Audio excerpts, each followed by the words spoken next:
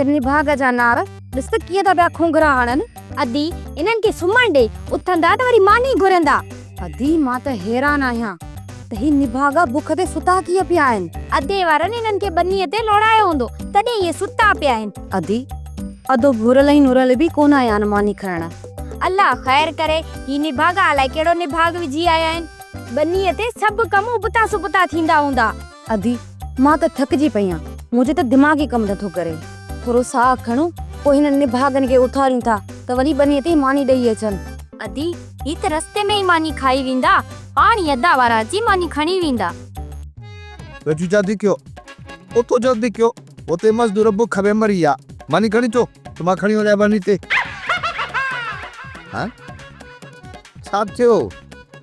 पूरा पचाई दो या मानी? ना बचाई सी, पर उबतो सुबतो आया हुआ। पोइ हुननि तव्हांजी दाऊं ॾिनियूं न, चयूं था असांखे निभागो चई बनीअ तो तड़े कढियो अथऊं। चयो छा अथनि? निभागा त आहिनि, इन में कोई शक आया? हाँ तड़े कटियो अथनि। अहिड़नि निभागनि खे तड़े न कढिबो त छा कबो? वञो छॾियो हिननि ॻाल्हियुनि खे, वञो मानी खणी अचो त मां वञा बनी ते। उबते सुबते जे किस्से में असांजी मानी सड़ी वई। मतिलब त निभागनि चंडरनि जे निभाग हिते बि कमु ॾेखारियो, कुझु बि न आहे बचो। 4-5 मानियूं बचियूं हूंदियूं। ऐं भाॼी बेगड़ीअ खे तरो लॻी वियो।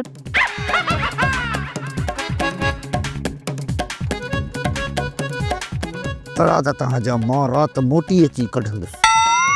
बेवकूफ़ भाइरनि जे इश्क में घर जो अलाह ताला त चटु करे छॾियो अथव।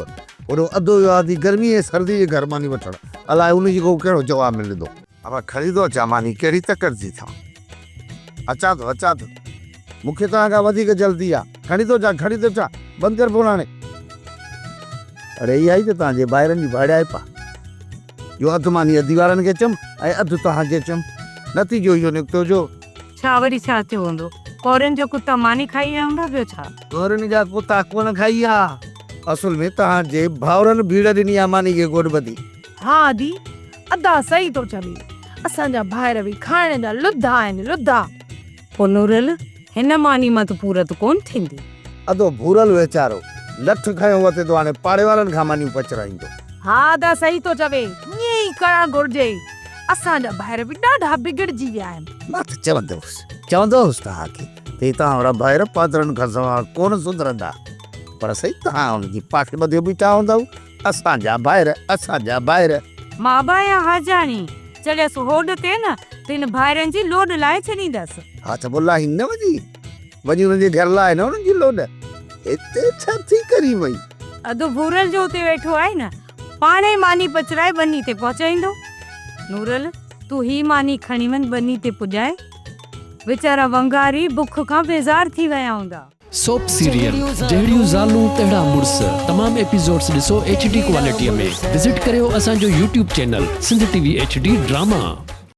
सब्सक्राइब कयो असांजो official YouTube channel Sindh TV HD drama ऐं वधीक अपडेट लाइ बेल आइकन खे क्लिक करियो।